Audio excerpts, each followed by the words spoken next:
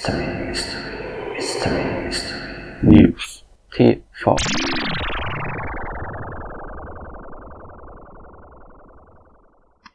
Servus und herzlich willkommen bei Mystery News TV. Wir haben wieder spannende Themen heute. Seltsame Dinge geschehen auf der Welt auf Mystery. Mystery News TV hat sich diese Dinge angeschaut und ist auf der Suche nach der Wahrheit. Denn die Wahrheit ist da draußen. Wir finden das toll, dass es natürlich noch Leute wie euch gibt, denen die Wahrheit etwas bedeutet. Mystery News TV ist auf einer göttlichen Mission, um sie zu finden. Es passiert zurzeit gerade einiges Seltsames da draußen in der Welt of Mystery. Aber ganz egal, was da draußen passiert, wir sind Mystery News TV. Ganz egal, was draußen passiert in der Welt of Mystery, Mystery News TV wird es immer geben. Selbst wenn die Men in Black kommen und uns abholen wollen. Wir lassen nicht so leicht locker. Nein. Übrigens, nächste Woche Mystery News TV Spezial über die Men in Black. Schaltet also ein und abonniert den Kanal von Mystery News TV und aktiviert auch die Glocke, dann werdet ihr nichts verpassen. Und ja. Nun aber zu den heutigen Themen. Heute bei Mystery News TV. Werwölfe treiben ihr Unwesen in England. So ist es. Werwölfe treiben ihr Unwesen in Lincolnshire, England. Nicht nur, dass ein Wesen gesehen wurde, das dunkler als die Nacht sein soll. Die Werwölfe spielen verrückt. Bereiten sie sich etwa auf die Walpurgisnacht vor? Und was für einen Zusammenhang gibt es mit Dogman und Skinwalker? Jetzt gleich. Alle Details zu der Sache. Bleibt also dran. Außerdem dunkles Orbwesen auf Foto entdeckt. Ein seltsames, höchst mysteriöses Orbwesen ist auf einem Foto erschienen. Könnte es sich hier etwa um multidimensionale Entitäten handeln? Und was ist deren Motiv? Bleibt dran. Und UFO bei ISS. Auf der ISS, der Internationalen Raumstation, wurde angeblich ein angebliches UFO gefilmt. Wollen die Außerirdischen mit uns Kontakt aufnehmen? Und wenn ja, warum? Mystery News TV liefert euch gleich alle Details. Und Spuk bei McDonald's. In einem McDonald's-Restaurant in Colorado soll es gespukt haben. Ist Ronald McDonald etwa ein Dämon oder gar ein Außerirdischer? Jetzt gleich bei Mystery News TV. Ich bin euer Mystery Hunter. Und jetzt geht's los. Spuk bei McDonald's. In einem McDonald's-Restaurant in Pueblo, einem Ort in dem US-Bundesstaat Colorado, soll es gespukt haben. Alles begann letzten Donnerstag, den 13. Februar, um 3:30 Uhr in der Früh, beziehungsweise in der Nacht. Laut einer anderen Quelle sogar um 3:33 Uhr. Allerdings nimmt Mystery News TV einfach an, dass das hier dazugereimt wurde, um das Ganze etwas gruseliger darzustellen lassen. Also, wie auch immer. Die Mitarbeiter berichten, dass sie um etwa 3:30 Uhr dämonische Stimmen hörten. Es wird ein geisterhaftes Kreischen beschrieben. Die Stimme soll außerdem noch in einer seltsamen Sprache gesprochen haben und gebellt haben. Seltsam. Hat es hier etwa gespukt? Nun ja. Mysteriöse Dinge geschehen zurzeit. Man muss dazu sagen, es war der 13. Februar. Also falls manche an die Wirkung der Pechzahl 13 glauben, viele schlechte oder böse Dinge geschehen am 13., besonders an 13. Freitagen. Hier handelt es sich aber um einen Donnerstag. Wie auch immer. Vielleicht nur Zufall, vielleicht wird die Kleinstadt von Geistern heimgesucht. Wir können es leider nicht allzu genau sagen, da es nur ganz wenige Berichte zu dieser Meldung gibt. Ja, die ursprüngliche Quelle waren eigentlich nur 2 Tweets von der dortigen Polizeistelle, die gerufen wurde, nachdem die Restaurantmitarbeiter diese dämonischen Geräusche gehört haben. Weiters wird berichtet, dass die Geräusche die Mitarbeiter so sehr verängstigt haben, dass sie nicht mehr nach draußen gehen wollten, bis es wieder hell wurde. Was auch immer das zu bedeuten hat. Also, wir wissen es nicht. Wir wissen noch nicht die ganze Wahrheit. Ach ja, übrigens haben die herbeigerufenen Polizisten dann auch noch die Gegend um das Restaurant abgesucht, aber nichts gefunden. Also wer weiß, was hier passiert ist. Man weiß es nicht. Viele seltsame Vorfälle geschehen zurzeit in der Welt of Mystery. Ein weiterer davon könnte dieser hier sein, im Erdorbit auf der ISS, der Internationalen Raumstation. Dort wurde nämlich ein UFO aufgenommen. Und damit sind wir schon bei unserem nächsten Thema angekommen. UFO bei ISS. So, ich muss gleich mal vorweg dazu sagen, dass Mystery News TV schon die ganze Woche an dieser Folge arbeitet. Somit kann es öfter mal vorkommen, dass Berichte nicht mehr ganz aktuell sind. wenn sie hier auf YouTube herauskommen. Auch wenn wir daran arbeiten, dass es schneller wird, ihr versteht. Aber das Video, dass hier eventuell ein UFO bei der ISS fliegt, haben wir schon letzten Sonntag reingekriegt und einen Bericht darüber geschrieben. Wir waren uns trotz Recherchen nicht sicher darüber, was dieses UFO genau sein kann. Und da wir keine Erklärung gefunden haben, es als UFO aufgenommen in die Sendung. Am Dienstag hat dann Grenzwissenschaft aktuell berichtet, dass es sich eben nicht um ein UFO, ein unidentifiziertes Flugobjekt, handelt, sondern wahrscheinlich um ein japanisches Modul auf der Raumstation. Das zu diesem Zeitpunkt war jetzt aber der Report schon geschrieben für die Sendung und wir können es jetzt einfach nicht bringen und rauslassen, aber wir bringen es trotzdem, also seht euch das Video an. Es war von Anfang an unklar, was das jetzt genau ist und ob das jetzt wirklich ein UFO ist. Der YouTube-Kanal 8Fouts hat dieses Video veröffentlicht und darüber spekuliert, ob es sich um ein tatsächliches UFO handeln könnte. Man sieht es erst da fliegen, um die ISS, die internationale Raumstation, und dann fliegt es plötzlich nach oben hinweg. Tja, wir haben schon von vornherein spekuliert, ob es sich dabei um ein Raummodul der internationalen Raumstation handeln können. Und tatsächlich scheint es auch genau das zu sein, wie Grenzwissenschaft aktuell berichtet. Der Artikel von Grenzwissenschaft aktuell ist natürlich wie immer in der Beschreibung verlinkt. Also, wer das gern sehen möchte. Also, es handelt sich daher nicht um eine wirklich sehr mysteriöse Meldung. Aber dennoch haben wir sie gebracht, denn wir haben sie alles vorbereitet und dachten, wir informieren euch darüber, damit ihr nicht auf irgendwelche Hexendoktor hineinfällt. Ihr versteht, Mystery News TV ist für euch da. Wir sind der Wahrheit verpflichtet. Nun also zur nächsten Meldung. Dunkles Orbwesen auf Foto entdeckt. Ryan Bledsoe aus North Carolina hat ein Bild auf Twitter veröffentlicht, das ein höchst seltsames, mysteriöses Wesen zeigt. Laut dem Tweet soll das Foto von seinem Vater gemacht worden sein, als der mit einer Freundin von ihnen auf ihrem Grundstück in einem Wald unterwegs war. Und als er das Foto auf den Computer hochlud, war da plötzlich ein mysteriöses Wesen zu sehen. Hier der originale Tweet. Dad ist durch unser Grundstück spaziert mit unserer Freundin Lori Wagner und schoss Fotos in den Wäldern. Diese dunkle Form ist eine Wesenheit, das in dem Foto auftauchte, nachdem sie es auf ihren Computer hochlud.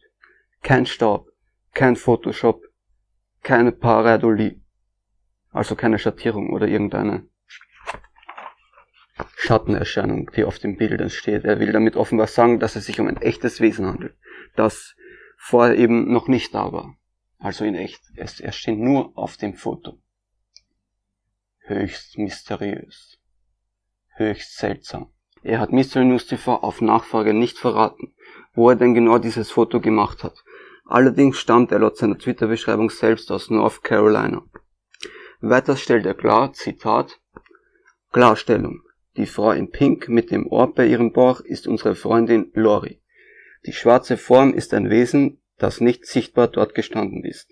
Dieses leuchtende Etwas ist also offenbar ein Orb, also so etwas wie ein Geisterfleck, so etwas wie eine Lichterscheinung, die in Fotos zu sehen ist, aber nicht in echt. Sie war also auch erst nach der Bildentwicklung, nachdem sie das Foto auf den Computer hochgeladen haben, zu sehen. Diese Orbs sind meistens helle, leuchtende, meistens runde Scheiben in Fotos. Diese Orbs sind auch oft Themen im Mystery-Bereich. Es ist also mysteriös, woher diese Orbs kommen. Aber so ein deutliches Orb zusammen mit dieser höchst seltsamen Wesenheit auf dem Foto lässt es zumindest vermuten, beziehungsweise anmuten, beziehungsweise gibt es zumindest einen Ansatz. Es gibt einen Verdacht, dass es in Verbindung steht mit diesem mysteriösen, dunklen Wesen. Sehr seltsam. Beängstigend. Er bringt noch weiters einige Erklärungen, was das für ein Wesen sein könnte. Unter anderem, dass es ein Engel sei und dass es sie für multidimensional Entities hält, also multidimensionale Entitäten, multidimensionale Wesen, die sich mit unserer Realität einlassen oder sich in unsere Realität begeben. Außerdem, dass es sie für gutwollende Wesen hält. Zitat, sie sind immer um uns herum und beobachten uns. Wow. Sehr mysteriös. Manche, die auf sein Bild reagierten, argumentieren, worum es sich denn handeln könnte. Jemand meint etwa, dass es vielleicht ein Grey sein könnte, also ein grauer Außerirdischer, was aber nicht sehr nahe liegt meines Erachtens nach. Ein anderer bringt den Hinweis, dass wenn man näher hinzoomt, man so etwas wie ein Gesicht erkennen kann. Schauen wir es uns einmal genau an. Höchst mysteriös. Beunruhigend. Wir wissen noch nicht exakt, um was es sich hier handelt, aber wir werden recherchieren. Allerdings wurde eine ganz ähnliche Sichtung auch in England gemacht. Und jetzt kommt's. In Lincolnshire. Und laut den Recherchen von Mystery News TV gehen dort höchst mysteriöse Dinge vor sich, die in Verbindung mit sogenannten Dogmen, also Hundemenschen oder Werwölfen oder auch Skinwalkern stehen. Und damit kommen wir zu unserem nächsten Thema. Werwölfe treiben ihr Unwesen in England. Mehrere Zeugen haben ein höchst mysteriöses Wesen gesehen. Könnte das etwa ein Werwolf oder Dogman oder ein Skinwalker sein? Höchst mysteriös. Also wir fangen an bei Lee Solway. Dieser ist der Moderator eines britischen Podcasts Realm of the Supernatural. Dieser berichtet, dass sein Co-Moderator Finchy McFinch sowie ein älteres Paar und einige mehr eine höchst mysteriöse paranormale Gestalt auf der Autobahn sahen. Lee Solway berichtet darüber in seinem Podcast, nämlich aus dem Grund, mehr Zeugen zu finden. Also ein Aufruf, falls es weitere Zeugen gibt, etliche sollen die Gestalt gesehen haben, sich bitte zu melden. Er berichtete also laut Hull Daily Mail, dass eine seltsame, etwa 10 Feet große Kreatur, also so ziemlich genau 3 Meter, ein paar mehr Zentimeter als 3 Meter, über die Autobahn A18 in Lincolnshire, England lief. Das Ganze soll in der Nähe des Humberside Airport geschehen sein. Er berichtete, die Kreatur wäre dunkler als die Nacht gewesen. Seltsam. Er dachte erst, es sei ein Geist, berichtete er. Er konnte sehen, dass es eine humanoide Form hatte und dunkler als die Nacht war und gerade über die Straße lief. Also eine schwarze Masse, etwa 3 Meter groß. Und was er da sagt, es war dunkler als die Nacht, also genau in diesen Worten, ist sehr interessant, denn das führt uns zu einer anderen Sichtung, wo ein Wesen genau so beschrieben wurde. Dazu kommen wir aber nachher noch. Bekannte Zeugen sind etwa ein älteres Paar und der Co-Moderator der Show, also des Podcasts. Nach der Sichtung des Co-Moderators gingen die beiden Moderatoren zu der Stelle zurück. Sie fanden dort laut Aussage ein Loch in der Hecke, was nahelegen lässt, dass da jemand über die Straße gelaufen sein könnte. Kurz danach, und das macht das Ganze noch mysteriöser, fand er dort 2 Hirschknochen auf der Straße liegen. Er machte ein Foto davon. Hier ist es. Ich denke einfach, das ist schon seltsam, sagte er. Er war dabei schon so verängstigt, dass er das Foto aus seinem Auto rausgemacht hat, weil er schon so verängstigt war, auszusteigen. Das würde dafür sprechen, dass sein Bericht echt ist. Man kann also sehen, diese Begegnung scheint ihn ziemlich verängstigt zu haben. Und ich halte ihn persönlich auch für sehr glaubwürdig. Und was noch seltsamer ist, als sie die Knochen dort liegen sahen, war da kein Blut, wie man sieht, oder sonstige Hinweise, was sehr strange ist, höchst bizarr. Das ältere Paar, das das Wesen auch gesehen haben soll, berichtet, dass es genau so aussah. Berichtet, dass es auf der Straße vor ihnen gerannt ist und dass es so groß war, dass es die Rücklichter des Autos vor ihnen verdeckt hat. Lee Solway fragte im Podcast, ob die Leute so etwas wie eine große Katze sahen, wobei aber die Frage ist, wie er jetzt auf eine große Katze kommt. Mystery News TV hat die beiden nach einem Interview angefragt, das sich leider zeitlich noch nicht ausgegangen ist. Aber wir werden das Interview auf jeden Fall machen, also es wird noch auf dem Kanal kommen. Abonniert also und aktiviert die Glocke, dann werdet ihr nichts verpassen. Versprochen. Nun, Mystery News TV hat recherchiert und bei der ganzen Sache einige höchst interessante Zusammenhänge gefunden. Bleibt also noch dran. Es wird noch ziemlich spannend. Das Ganze scheint nämlich in Verbindung mit Werwölfen oder sogenannten Dogmen zu stehen. Bleibt also dran. Die beiden haben den Podcast gegründet, nachdem sie verschiedene UFO-Sichtungen gemacht haben und eine Begegnung mit einem Schattenmann und einem UFO hatten. Die beiden hatten auch also schon des Öfteren paranormale Begegnungen gemacht. Und nicht nur die beiden. In der Gegend von Lincolnshire soll es nur so von paranormalen Geschehnissen wimmeln. Die ganze Gegend könnte eventuell sogar sowas wie eine Fenstergegend sein, also eine Gegend, in der besonders viele solche paranormalen Geschehnisse vorkommen. Die bekanntesten von diesen Fenstergegenden ist etwa die Skinwalker Ranch natürlich, die einigen sicher kennen, auf denen extrem oft alle möglichen paranormalen Dinge vorkommen. Sowohl UFO-Sichtungen als auch paranormale Spukerscheinungen. Dort sollen auch Skinwalker-Wesen, also sozusagen so Wesen, Menschen, die sich in Hunde oder Wölfe verwandeln können. Es ist eine alte indianische Legende. Und das weist auch einige Parallelen zu dem Ort auf, um den es hier geht, Lincolnshire in England. Denn dort sollen extrem häufig seltsame Hundewesen gesehen werden. Oder Dogmen.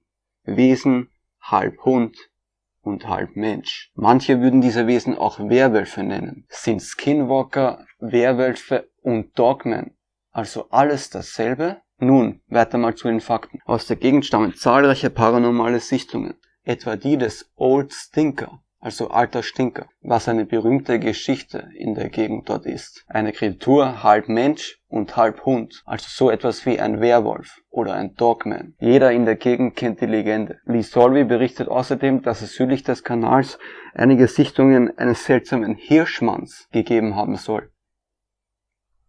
Eines Wesens halb Mensch und halb Hirsch, was an das Wesen Puka erinnert, aus der nordischen Mythologie. Er berichtet weiterhin, dass es dort öfter mal Bigfoot-Sichtungen gibt, die die A15-Autobahn auf und ablaufen. Nun, also was haben Sie hier genau gesehen?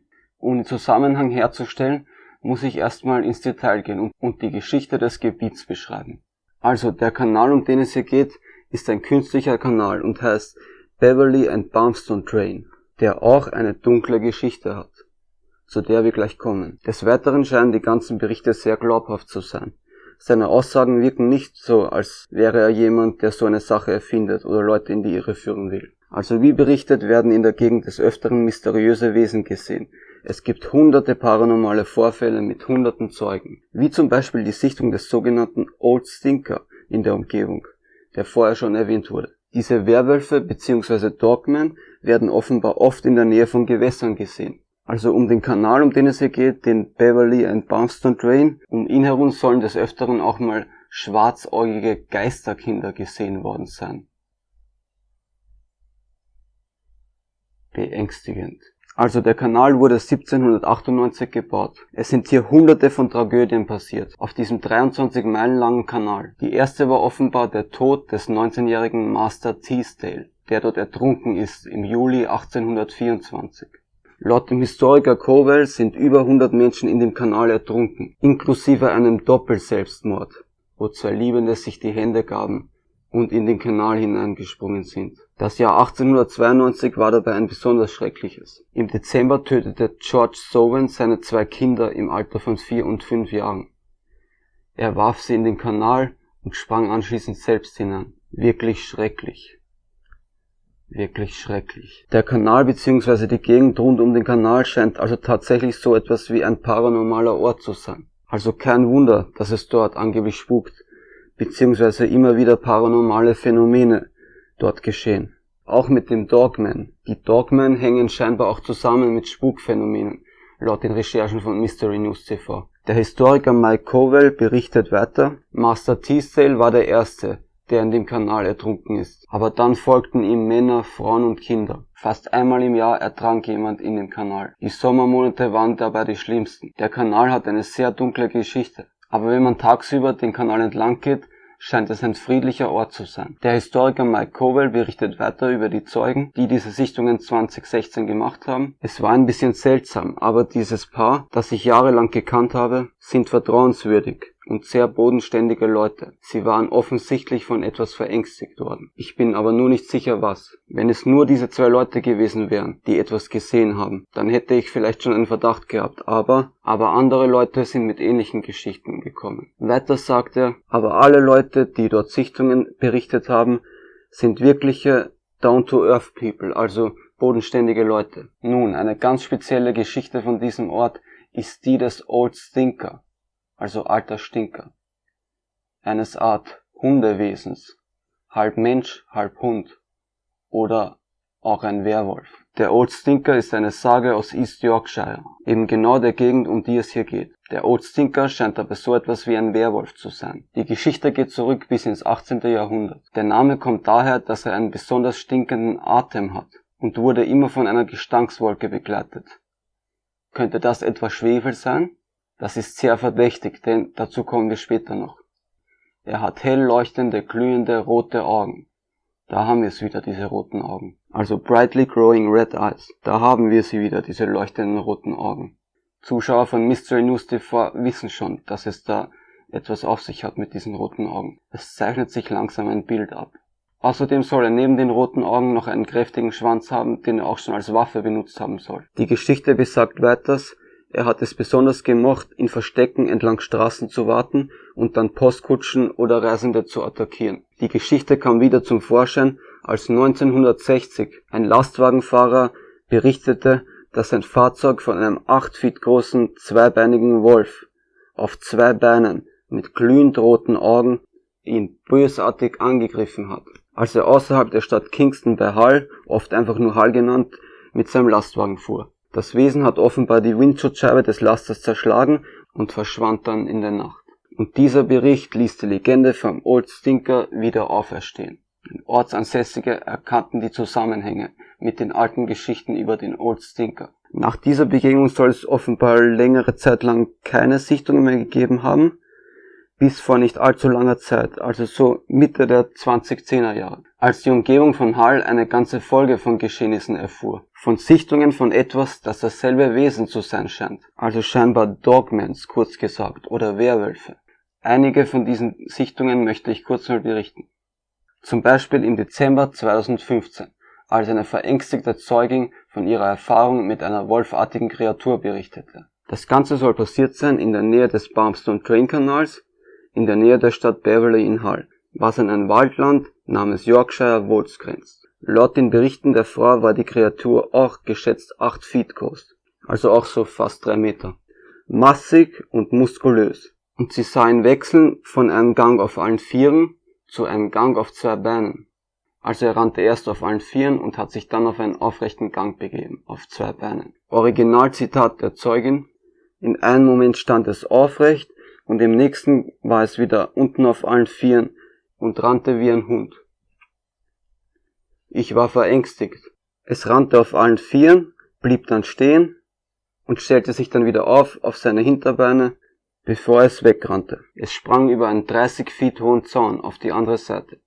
Weitere Leute sahen genau dieselbe Kreatur in der Nähe des Kanals. Ich möchte nochmal erinnern, dass diese Dogmen eben genau oft in der Nähe von Gewässern gesehen werden.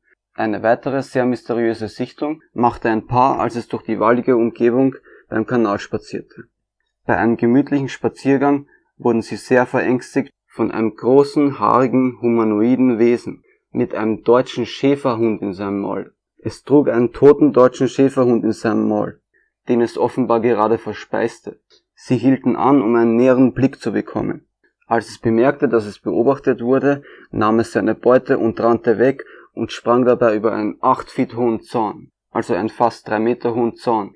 Ein großer haariger Werwolf, der über einen 8 Feet hohen Zaun sprang und dabei einen deutschen Schäferhund im Maul trug. Er aß also gerade einen deutschen Schäferhund neben dem Kanal. Mehr als 7 Personen sollen diesen Werwolf gesehen haben. Ein weiterer Vorfall ereignete sich, als eine Frau, die gerade Pizza auslieferte, erschrak, als sie auf ein großes, haariges, hundeartiges Wesen traf, mit einem cremefarben und grauen Pelz. Sie beschrieb das Wesen als ein riesiges, muskulöses, hundeartiges Wesen, also ein hundeartiges Wesen, aber mit einem menschenartigen Gesicht, wie sie es beschrieb, das ihrem Auto folgte und bedrohlich auf 2 Beinen ging. Klingt also sehr nach einem Wesen halb Mensch und halb Hund, also einem Dogman. Ein weiteres Paar, das das Wesen sichtete, beschrieb, dass es so aussah, als wäre es auf Steroiden. Eine weitere Frau beschreibt etwas halb Mensch und halb Hund gesehen zu haben. Sie war dadurch sehr verängstigt und ihr Hund, mit dem sie spazieren war, hat plötzlich zu zittern begonnen und wollte nicht mehr weitergehen. Also, wir sehen schon, es gibt etliche Sichtungen von dieser Kreatur. Was sind das für Kreaturen? Gibt es etwa einen Zusammenhang mit den Skinwalkern, von der berühmten Skinwalker Ranch in Amerika? Sind Skinwalker und Werwölfe vielleicht ein und dasselbe? Viele Zeuge scheinen sich auch einfach nicht getraut haben, darüber zu reden. Aus Angst, ins Lächerliche gezogen zu werden, was verständlich ist. Wie die Geschichte eines Mannes zeigt. Der Historiker Mike Cowell, der über diese ganzen Sichtungen berichtete, veranstaltete einmal sogar eine Werwolfjagd mit ein paar anderen Ortsansässigen, bewaffnet mit Kameras für den Fall, dass sie was trafen, aber leider ohne Erfolg. 2015 und 2016 scheinen es dabei besonders viele von diesen Sichtungen gegeben zu haben. Also, es gibt etliche Berichte, die diesen Old Stinker beschreiben. War die Kreatur, die Finchy McFinch auf der Straße gesehen hat, also der Old Stinker? Und was ist der Old Stinker überhaupt für eine Kreatur? Es scheint sich hier um eine Art Werwolf zu handeln. Oder auch Dogmen. Es scheint hier also um diese seltsamen Dogmen oder Hundemenschen zu gehen. Nun, was sind denn diese Dogmen jetzt genau? Diese Dogmen werden überall auf der Welt of Mystery gesichtet. Nun, es ist höchst seltsam. Linda Godfrey hat diese Dogmen-Sichtungen untersucht. Es scheint Indizien dafür zu geben, dass die Dogmen dasselbe sind wie die Skinwalker, von denen die Indianer berichten. Diese Dogmen-Sichtungen gibt es anscheinend überall auf der Welt of Mystery. Linda Godfrey hat diese Sichtungen untersucht. Eine sehr seltsame Sichtung ist zum Beispiel diese. Und gerade diese ist besonders, denn diese weist Parallelen auf zu der aktuellen Sichtung in Lincolnshire. Hört zu. 2013 meldete sich eine Frau aus Wisconsin bei Linda Godfrey. Die Frau namens Paige gab an, dass sie vor einiger Zeit zusammen mit ihrem Ehemann eine sehr schwere Phase durchmachte. Die beiden wurden obdachlos und wohnten vorübergehend bei den Eltern der Frau. Eines Nachts erwachte Paige und bemerkte in einer Ecke des Zimmers eine große, dunkle Gestalt. Sie beschreibt es als eine hundeartige Kreatur, über 2 Meter groß, und, jetzt kommt's, laut ihren Aussagen war das Wesen viel dunkler als der Rest des Raums. Ich weiß, das kommt euch bekannt vor. Denn genauso hat es Finchy McFinch, der Co-Moderator des Podcasts Realm of the Supernatural, die aktuelle Sichtung in Lincolnshire, England beschrieben. Schwärzer als die Nacht oder dunkler als die Nacht. Und genau diese Frau hat auch so ein Wesen als viel dunkler als den Rest des Raums beschrieben. Und das hängt auch im Zusammenhang mit den Dogmen oder Hundemenschen, genauso wie die Sichtung in Lincolnshire, was ja ein bekannter Ort für den Dogman namens Old Stinker ist, wo auch sehr oft diese Hundemenschen gesichtet wurden.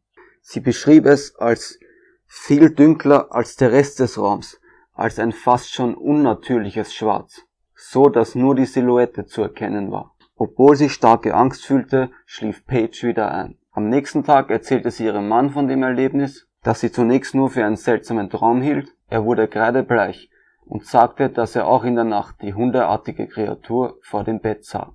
Linda Godfrey, die diese Phänomene untersucht, kommt demnach zu dem Schluss, dass diese paranormalen Phänomene gerade häufig bei Menschen vorkommen, die sich in einer sehr emotionalen Phase befinden, was keine neue Beobachtung ist. Auch die Indianer berichten es, und es scheinen manche Dogmensichtungen anders zu sein, nämlich keine Dogmen im eigentlichen Sinne, sondern eine Art Manifestation der Gefühle, der Emotionen eines Menschen, als würde dieses Wesen irgendwie aus den Emotionen eines Menschen hinaustreten und sich physisch manifestieren. Das berichten auch die Indianer über die Skinwalker. Sie berichten, die Vorstellungen über Skinwalker können sehr stark variieren. Nicht immer soll es sich um transformierte Menschen handeln, also sozusagen um Formwandler, um Skinwalker. Menschen, die sich in Hunde verwandeln. Gerade Wesen mit einem eher menschlichen Körper, das heißt zum Beispiel sichtbaren Schultern, sollen oft eine Art Astralprojektion sein, wie manche vermuten. Ein Abbild menschlicher Energie, das durch verschiedene magische Rituale manifestiert wurde. Somit auch diese dunkler als die Nachtfälle, wie diese Frau das Wesen beschrieb, oder auch der aktuelle Fall in Lincolnshire. Ich hoffe, ihr könnt dem Ganzen folgen. Denn die beiden Geschehnisse gleichen sich fast 1:1 von den Aussagen. Der eine beschreibt ein Wesen als dunkler als die Nacht und ein anderer als schwärzer als der Rest des Raums. Ein fast schon unnatürliches Schwarz, so hat er es beschrieben. Man sieht also, es gleicht sich sehr auffällig, was Mystery News TV bei den Recherchen herausgefunden hat. Somit könnte es sich um Zusammenhänge handeln. Denn beide Fälle hängen im Zusammenhang mit diesen Dogmen bzw. Werwölfen oder Skinwalkern. Nun, bei dem Vorfall von dem Paar liegt die Vermutung nahe, dass es sich um so eine Astralprojektion handelt, die offenbar gerade in besonders emotionalen Situationen von Menschen auftauchen. War die jetzige Sichtung in Lincolnshire auch so etwas wie eine Astralprojektion eines Hundewesens? Oder war das hier ein echter Dogman, beziehungsweise Old Stinker, wie man ihn in Lincolnshire kennt? Manche Orte sollen eben sowas wie Fenstergegenden sein. Wahre Hotspots, also richtige Hotspots für paranormale Phänomene, wie eben die Skinwalker Ranch, die berühmteste von diesen Fenstergegenden. Könnte also Lincolnshire in England auch so eine Fenstergegend sein? Die Vermutung liegt nahe. Laut Linda Godfrey werden diese Dogmen besonders oft an bestimmten Orten gesehen, in der Nähe von Gewässern, wie wir bereits erwähnt haben, sowie bei sakralen Bauten oder Friedhöfen oder auch in der Nähe von Militäranlagen. Nun, leider gibt es noch keine wirklichen Videobeweise für Dogmen. Zumindest haben wir noch keine gefunden oder von keinem gehört. Nun, das Dogman-Phänomen scheint aber sehr real zu sein, denn es berichten hunderte Zeugen von hunderten Sichtungen. Was könnten diese Dogmen also sein? Nun, zu einem ganz besonderen Schluss lässt diese Geschichte kommen. Linda Godfrey, die das Dogman-Phänomen untersucht hat, wurde von einem Remote Viewer kontaktiert, der angeblich zusammen mit dem US-Militär Remote Viewing betrieben hat. Remote Viewing, um das mal kurz zu erklären für jene, die den Begriff nicht kennen, ist so etwas wie Fernwahrnehmung, also auf Deutsch Fernwahrnehmung oder Fernsehen. Also eine Art hellseherische Technik. Es ist eine bestimmte Technik, an der auch das CIA geforscht hat, mit der Menschen über Entfernungen weg nur durch die Intuition Dinge sehen können, also quasi hell sehen. Und es funktioniert wirklich, wie viele Fälle es zeigen. Leute haben Dinge wahrgenommen, die sie eigentlich gar nicht sehen konnten. Sie konnten es nur durch ihre Intuition sehen. Also der Remote Viewing Experte berichtete Linda Godfrey, dass die Dogmen eine altertümliche außerirdische Rasse sein könnten, die im Zusammenhang mit der altertümlichen Gottheit des Anubis stehen, der eine Art Gott der Unterwelt ist, bei den alten Griechen und Ägyptern. Diese außerirdische Rasse soll also vor langer Zeit auf der Erde gelebt haben. Anubis sind diese altertümlichen Gottheiten mit diesen Hundeköpfen. Ihr seht mal das Bild und ihr seht schon, das Ganze ist sehr auffällig. Denn es wird sich, gerade genau das wird sich oft gefragt, was denn diese Wesen sind, was denn das für Wesen sind mit diesen Hundeköpfen. Und viele haben schon darüber spekuliert, dass es sowas wie Mischwesen sein könnten, die eventuell auch von Außerirdischen geschaffen wurde, etwa eine Art Mischung aus Hund und Mensch. Gut möglich. Es weist alles darauf hin, dass diese Dogmen so eine Art Mischwesen zwischen Hund und Mensch sind. Außerdem sollen laut dem Remote Viewer diese Dogmen von Ort zu Ort jumpen können, über gewisse Portale oder Eingänge in der Raumzeitstruktur, beziehungsweise Portale oder Gateways, zu so etwas wie anderen Welten oder Dimensionen, vielleicht zu so etwas wie Paralleldimensionen oder Paralleluniversen, zu anderen Dimensionen. Außerdem soll es auch Zusammenhänge zwischen den Dogmen und Wesen wie Bigfoot oder dem Monster von Loch Ness geben. Sehr interessant und mysteriös. Nun, wenn die Dogmen Außerirdische wären, das könnte erklären, warum bei so vielen Dogmensichtungen ein starker Schwefelgeruch beschrieben wurde. Oder auch beim Old Stinker. Man sagt, sein Atem stinkt, eventuell Schwefel. Wenn es außerirdische Wesen wären, die Schwefel atmen, nun, sind es etwa eine Art außerirdische Mischwesen? Wenn man sich die Bilder von der Gottheit Anubis, der alten Ägypter, anschaut, sieht man schon sehr klar den Zusammenhang zu diesen Dogmen. Da könnte also was dran sein. Es könnte also durchaus wahr sein, was dieser Remote Viewing Experte hier berichtet hat. Nun, eventuell ist es so, die Ägypter nannten sie Anubis, wie Europäer Werwölfe oder Dogmen und die Indianer Skinwalker. Denn das sind ja alles unterschiedliche Kulturen. Könnte also etwa mit alledem dieselben Wesen gemeint sein? Wir wissen noch nicht die ganze Wahrheit, aber wir werden recherchieren. Mystery News TV. Wir bringen euch die Mystery News aus aller Welt. Wir recherchieren Tag und Nacht, damit ihr nichts verpasst aus der Welt of Mystery. Mystery News TV. Ihr könnt euch auf uns verlassen. Die Wahrheit ist da draußen. Also abonniert den Kanal von Mystery News TV und aktiviert auch die Glocke, nur so werdet ihr keine weitere Folge von Mystery News TV verpassen. und schaltet auch das nächste Mal wieder ein, wenn es heißt